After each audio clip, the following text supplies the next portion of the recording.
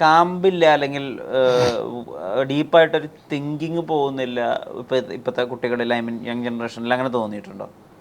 തീർച്ചയായിട്ടും. എല്ലാവരെയും അല്ല, കുറേ പേർക്ക് തീർച്ചയായിട്ടും ഈ കാമ്പും കഴമ്പും ഒന്നുമില്ലാത്തത് കൊണ്ടാണല്ലോ ഇങ്ങനെയുള്ള പിന്നെ നിലവാരം കുറഞ്ഞ രീതിയിലുള്ള പെരുമാറ്റങ്ങളും ഇത്തരം കാര്യങ്ങളിലേക്ക് ഇങ്ങനെ കൊലയും കൊള്ളയും ചെയ്യാനും ഡ്രഗ്സ് അടിച്ച് ജീവിതം പാഴാക്കി നടക്കാനും പറ്റുന്നത്. ഇപ്പോൾ നിലവാരമില്ലായ്മയെ പറ്റി പറയുമ്പോഴാണ്, ഇപ്പോൾ ഉദാഹരണത്തിന് ആളുകൾ പലപ്പോഴും ഇവരിൽ അങ്ങനെ നിലവാരം ഇല്ല എന്നൊക്കെ പറയുന്ന ആളുകളുണ്ട്. ഇപ്പോൾ ഇൻസ്റ്റാഗ്രാമിലൊക്കെ വളരെ സെലിബ്രിറ്റി സ്റ്റാറ്റസ് അറ്റൈൻ ചെയ്തിട്ടുള്ള ആളുകളുണ്ട്. അപ്പം അവർ സ്വയം പറയുന്നത്, ഇപ്പോൾ ഉദാഹരണത്തിന് അലിൻ ജോസ് പെരേര എന്ന് പറഞ്ഞ് ഓരോ സിനിമയും റിലീസാകുമ്പോൾ വളരെ എൻ്റർടൈനിങ് ആയിട്ട് റിവ്യൂ ഒക്കെ പറഞ്ഞ് ഡാൻസ് ഒക്കെ ചെയ്യുന്ന ഒരു വ്യക്തിയുണ്ട്. അപ്പോൾ അദ്ദേഹം പറയുന്നത്, മോഹൻലാലിനോ മമ്മൂട്ടിക്കോ എൻ്റെ അത്രയും റീച്ചില്ല സോഷ്യൽ മീഡിയ പേജുകളിൽ, എന്നാൽ എനിക്കതുണ്ട് എന്നുള്ളതാണ്. അപ്പോൾ അദ്ദേഹം ധരിച്ചു വെച്ചിരിക്കുന്നത് ആസ് എ സെലിബ്രിറ്റി, ആളുടെ സ്റ്റേച്ചർ അവരിലേക്കാളൊക്കെ ഒരുപാട് മുകളിലാണെന്നാണ്. അതിന് അദ്ദേഹത്തിന് ആവേശം കൊടുത്തത് അദ്ദേഹത്തിൻ്റെ കമൻ്റ് ഇട്ടും അദ്ദേഹത്തിൻ്റെ പരിപാടികൾക്കൊക്കെ വിളിച്ചിട്ടുള്ളൊരു ജനമാണ്. അപ്പം ആഘോഷിക്കേണ്ടത് ആരെയാണ്, എന്തിൻ്റെ പേരിലാണ് എന്ന് മറന്നു പോകുന്നൊരു ഒരു സെറ്റ് ഓഫ് ഓഡിയൻസ് ഇൻസ്റ്റാഗ്രാമിലുണ്ടെന്നാണോ ഫിറോസ് വിചാരിക്കുന്നത്? ഇൻസ്റ്റാഗ്രാമിനെ മാത്രം, നമ്മൾ സോഷ്യൽ മീഡിയ മാത്രം അത് പറയേണ്ട, ഒരു ഇൻസ്റ്റാഗ്രാമിൽ ഒതുങ്ങുന്ന അല്ലല്ലോ ഈ കാര്യങ്ങൾ.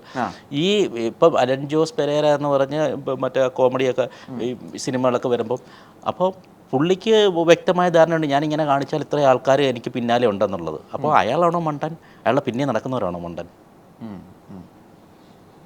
അപ്പോൾ അയാളെ സപ്പോർട്ട് ചെയ്ത് അയാൾക്ക് ഇത്രയും റീച്ച് ഉണ്ടാക്കി കൊടുക്കുന്നവരെയാണ് നമ്മൾ കുറ്റം പറയേണ്ടത്. ഇത്രയും ഒരു മനുഷ്യൻ്റെ ഏറ്റവും വിലപ്പെട്ടതാണ് സമയമെന്ന് പറയുന്നത്. ആ സമയം എന്തിനാണ് അപ്പോൾ അയാൾക്ക് വേണ്ടി ചിലവഴിക്കുന്നത്? അതുകൊണ്ടല്ലേ അയാൾ റീച്ചായിട്ട് വരുന്നത്. അതുകൊണ്ടാണ് ആ പേരിപ്പോൾ ഈ സാഹചര്യത്തിൽ നിങ്ങൾ ഉപയോഗിക്കാനും കാരണം. അപ്പോൾ അയാൾ വിജയിച്ചു എന്നാണ് അതിൻ്റെ അർത്ഥം, ഇല്ലേ?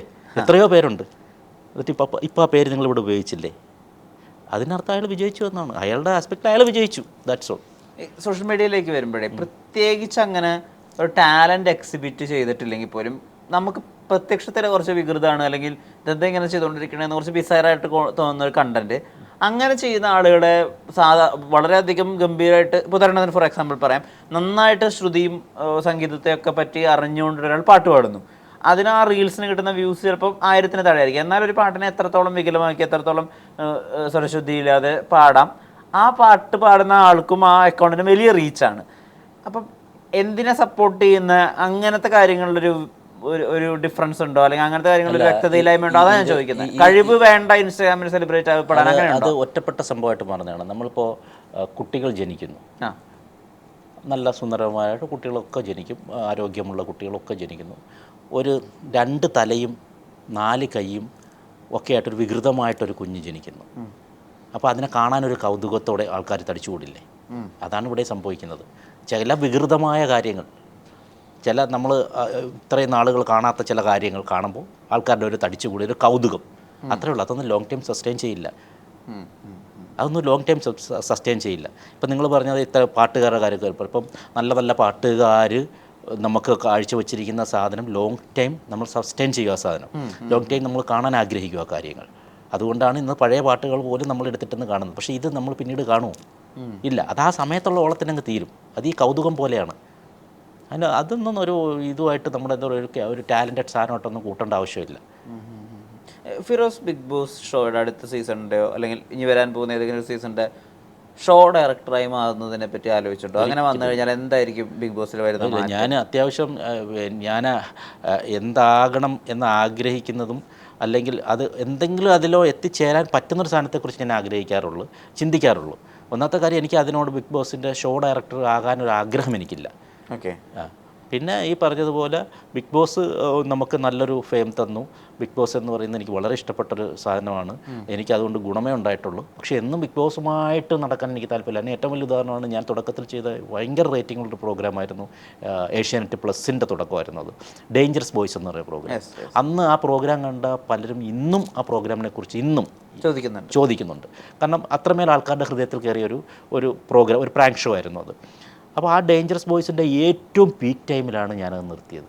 അതെ, 2 വർഷം ഞാൻ ചെയ്തുകൊണ്ടിരുന്നത്. അന്നത്തെ ആ ചാനൽ റേറ്റിങ്ങിൽ ഏറ്റവും മുൻപന്തിയിൽ നിൽക്കുന്ന സമയത്ത് എനിക്ക് നിർത്തണമെന്ന് തോന്നി ഞാൻ നിർത്തിയൊരു സാധനമാണത്. പിന്നെ ഞാൻ അതിൻ്റെ തുടർച്ച ചെയ്തിട്ടില്ല. ഇപ്പോഴും ആൾക്കാർ ചോദിക്കുന്നത് എന്തുകൊണ്ട് ഡേഞ്ചറസ് ബോയ്സ് തിരിച്ചു കൊണ്ടുവരാമെന്ന്. അത് എൻ്റെ ഇൻട്രസ്റ്റാണത്. ഞാൻ ഹാപ്പിയായിരിക്കുന്ന, ഞാൻ കംഫർട്ടായിരിക്കുന്ന സാധനങ്ങളെ ഞാൻ ചെയ്യാറുള്ളൂ. ബിഗ് ബോസ് എന്നും ഞാൻ ബിഗ് ബോസ് ചെയ്യത്തില്ല. ഓക്കെ. ബിഗ് ബോസ് ഓൾറെഡി ഞാൻ ഒരു പ്രാവശ്യം ചെയ്തു, വളരെ ആസ്വദിച്ചു. അതിൻ്റേതായ ഒരു ഷോ മേക്കർ എന്ന രീതിയിൽ അവർക്ക് വേണ്ട സാധനങ്ങൾ, റേറ്റിംഗ് എല്ലാം നേടിക്കൊടുത്തു. എന്നെ അതുകൊണ്ട് തന്നെ ചലഞ്ചറായിട്ടും എന്നെ വിളിച്ചു. ഇനിയും അതിൻ്റെ ഇങ്ങനെ പിന്നിൽ നടക്കണമെന്ന് എനിക്ക് ആഗ്രഹമില്ല. ഞാൻ ഓരോ പ്രാവശ്യം ഇങ്ങനെ നമ്മളങ്ങനെ ഒരു സാധനം ചെയ്താൽ പിന്നെ വിജയിച്ചാൽ അതേന്നും പറഞ്ഞ് നടക്കണ്ട, അടുത്ത സാധനങ്ങളിലേക്ക് പോകും. അത് ചിലപ്പോൾ പരാജയമാവും. ആ പരാജയത്തിലൊരു സുഖമുണ്ട്. ഒരു പരാജയം വന്നാലേ അടുത്ത ഒരു വിജയത്തിലുള്ളതിന് വിജയം എന്ന് പറയാൻ പറ്റത്തുള്ളൂ. ഒരു പരാജയം ഉണ്ടെങ്കിൽ അടുത്തതിന് വിജയം എന്ന് പറയാൻ പറ്റത്തുള്ളൂ. പരാജയമല്ലേ ഒരേ കണക്ക് പോകണമെങ്കിൽ അതെങ്ങനെ വിജയമാവുന്നത്? ഈ അഖിൽമാരാർ ഒഴികെ ബാക്കി ബിഗ് ബോസിൽ വിജയിച്ച ആളുകൾക്കൊന്നും അതിനുള്ള അർഹതയില്ല എന്നുള്ളൊരു വിമത അഭിപ്രായമുണ്ട്. അതിനെപ്പറ്റി ഫിറോസ് എന്താ വിചാരിക്കുന്നത്? അത് എനിക്കും അതിനോട് ഒന്നാമത്തെ കാര്യം, ബിഗ് ബോസ് എന്ന് പറയുന്നത് നമ്മൾ ജനം കൈയടിക്കുന്നവർക്ക് ഒന്നുമല്ല സത്യത്തിൽ അതിൽ കപ്പ് കൊടുക്കുന്നത്.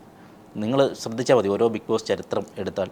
ഇപ്പം എനിക്ക് തോന്നുന്നു അഖിലിൻ്റെ ഒരു സീസണിലേ ഉള്ളൂ. അഖിൽ ഓൾറെഡി അത് ഡിസേർഡ് ആയിട്ടുള്ളൊരു കക്ഷി ആയതുകൊണ്ടാണ്. കാരണം അതിനകത്ത് ഞാൻ പല വേദികളും പറഞ്ഞ് അഖിലിന് നല്ലൊരു കോമ്പറ്റീറ്റർ അതിൽ വന്നിട്ടില്ലായിരുന്നു. അഖിൽ ഒരു ലക്കി മാൻ കൂടിയാണ്. കാരണം അതിനകത്ത് നല്ല കോമ്പറ്റീറ്റർ ഉണ്ടായിരുന്നു. ഒരു പക്ഷേ അഖിലിന് കിട്ടാൻ ചാൻസ് കുറവായിരുന്നു. പക്ഷേ ആ ഉള്ളതിൽ അഖിൽ തന്നെയായിരുന്നു മികച്ചത്. കാരണം ഞാൻ ആ സീസണിൽ ചലഞ്ചറായിട്ട് പോയപ്പോൾ എനിക്ക് മനസ്സിലായാണ്. സോ അത് അഖിൽ ഡിസേർഡ് ആയിട്ടുള്ള ഒരു സീസണായിരുന്നു അത്. പക്ഷേ മറ്റ് സീസണുകളിൽ എടുക്കുകയാണെങ്കിൽ നിങ്ങൾ നോക്ക്, സെക്കൻഡ് സീസൺ ബിഗ് ബോസിൻ്റെ ഏറ്റവും പീക്ക് സീസണാണ് സെക്കൻഡ് സീസൺ എന്ന് പറയുന്നത്. പീക്ക് സീസണിലെ തുടക്കം സെക്കൻഡ് സീസണാണ്. രജിത്ത് ഏട്ടനുണ്ടായിരുന്ന സീസൺ. പുള്ളിക്കുള്ള റേറ്റിങ്ങും ഭയങ്കര റേറ്റിംഗ് ആയിരുന്നു. ജനങ്ങൾ മൊത്തം സപ്പോർട്ട് ചെയ്തു. അപ്പോൾ പോലും ചാനൽ പുള്ളിയെ എടുത്ത് പുറത്ത് കളഞ്ഞതാണ്, ഇല്ലേ? തേർഡ് സീസണിൽ നിങ്ങൾ നോക്കുക, ഏറ്റവും കൂടുതൽ റേറ്റിംഗ് കൊടുത്ത ആരായിരുന്നു? ദാരുണമായിട്ടല്ലേ നമ്മൾ പുറത്ത് കളഞ്ഞത്, അല്ലേ? അപ്പോൾ അന്ന് ഗെയിം ചെയ്ത പൂർണ്ണമായിട്ട് അതിൽ ഡിസേർഡ് ആയിട്ടുള്ള ആൾക്കാണോ പ്രൈസ് കൊടുത്തത്? അല്ല. അടുത്ത സീസൺ റോബിൻ എങ്ങനെ ആയിക്കോട്ടെ, പുറത്ത് പുള്ളി ടോക്സിക്, അതൊക്കെ വിഷയമല്ല. പക്ഷേ ഒരു ഷോ മേക്കർ എന്ന രീതിയിൽ ആ ബിഗ് ബോസിൽ പുള്ളി ആ ഷോ മേക്കർ ആ ഷോ കൊണ്ടുപോയത് തന്നെ റോബിനായിരുന്നു. എന്നിട്ട് പുള്ളിയെ എടുത്ത് കളഞ്ഞു. മനസ്സിലായോ? പിന്നെ ഇപ്പോഴത്തെ സീസൺ എടുത്തോ, അതിന് ഡിസേർഡ് ആയിട്ടുള്ള ആൾക്കാണോ വിൻ ചെയ്തത്? ഒരിക്കലുമല്ല. അതിനകത്ത് എത്ര നെഗറ്റീവ് എന്ന് വായിച്ചാൽ ആ ഷോ കൊണ്ടുപോയിരുന്നത് ജാസ്മിനായിരുന്നു. അപ്പോൾ ജാസ്മിനല്ലല്ലോ അതിൽ കൊടുത്തത്. അപ്പോൾ അത് ബിഗ് ബോസിൻ്റെ, അത് എന്ന് ഇങ്ങനെ പറയണം ആൾക്കാർ. അപ്പോൾ അത് ബിഗ് ബോസിൻ്റെ ഒരു സ്ട്രാറ്റജിയാണ്. അത് യഥാർത്ഥ കിട്ടേണ്ടുള്ള ആൾക്കാർക്ക് അവർ കൊടുക്കില്ല. ഇപ്പോൾ ഫസ്റ്റ് സീസൺ എടുക്കാം, സാബുവിൻ്റെ സീസൺ ആക്ച്വലി ഒരു വലിയ സീസൺ ആയിരുന്നില്ല. കാരണം ബിഗ് ബോസിൻ്റെ തുടക്കമാണ്. അതുകൊണ്ട് തന്നെ അവർ ജനങ്ങൾക്കറിയാവുന്ന ഏറ്റവും വലിയ സെലിബ്രിറ്റീസിന് ഹൈ എമൗണ്ട് കൊടുത്ത് പർച്ചേസ് ചെയ്ത് വന്നിട്ടാണ് അത് ചെയ്തത്. ബാക്കിയുള്ള സീസണൊന്നും വലിയ സെലിബ്രിറ്റീസ് ഒന്നും അല്ല ചെയ്തത്. ഒന്നോ രണ്ടോ സെലിബ്രിറ്റീസ് ഉണ്ടോ, ബാക്കിയൊക്കെ പല മേഖലകളിൽ നിൽക്കുന്നുണ്ട്. പക്ഷേ ആദ്യം അങ്ങനല്ല. ബിഗ് ബോസിലേക്ക് ഒരു ഫ്ലോ വരണമെങ്കിൽ, ബിഗ് ബോസ് എന്താണെന്ന് അറിയണമെങ്കിൽ ജനങ്ങൾ ഇഷ്ടപ്പെട്ടുകൊണ്ടിരുന്ന ആൾക്കാരെ തന്നെ കൊണ്ടുവരണം, അല്ലെങ്കിൽ ജനങ്ങൾക്ക് അറിയാവുന്ന ആൾക്കാരെ കൊണ്ടുവരണം. അങ്ങനെയാണ് ആദ്യത്തെ ബിഗ് ബോസിന് നല്ല എമൗണ്ട് കൊടുത്തിട്ടാണ്. പിന്നെ അതിൻ്റെ പകുതി പോലും പിന്നെയുള്ള ബിഗ് ബോസിൽ ആർക്കും കൊടുത്തിട്ടില്ലെന്നുള്ളതാണ്. അപ്പോൾ നല്ല എമൗണ്ട് കൊടുത്ത് കൊണ്ടുവന്നതാണ് ബിഗ് ബോസിലെ ഒരുപാട് ആർട്ടിസ്റ്റുകൾ. അല്ല, എനിക്കൊന്ന് സാബുവിനും അങ്ങനെയുള്ളവർക്ക് കാരണം കുറച്ച് എമൗണ്ട് കുറഞ്ഞിട്ട് ഉണ്ടായിരുന്നെന്നാണ് എനിക്കറിയാൻ കഴിഞ്ഞത്. അതിൽ വിന്നർ സാബു ആയിരുന്നു. ആക്ച്വലി സാബു ആ സീസണിൽ സാബു പോയത് ഭയങ്കര ലക്കിയാണ് സാബു. അതുകൊണ്ടാണ് സാബു വേറൊരു സീസണിലായിരുന്നു ഒരു പക്ഷേ ഒരിക്കലും വിന്നറാവില്ല. കാരണം ആദ്യത്തെ ഒരു മാസം കൊണ്ടൊക്കെ പുള്ളിയുടെ സ്വഭാവം അനുസരിച്ച് പുറത്തു പോകേണ്ടുള്ള ഒരു ഗെയിമറാണ്. അപ്പോൾ അത് ഈ ബിഗ് ബോസിൻ്റെ ഒരു സാധനം അങ്ങനെയാണ്. നമ്മൾ വിചാരിക്കുന്നിടത്തല്ല കാര്യങ്ങൾ നിൽക്കുന്നത്.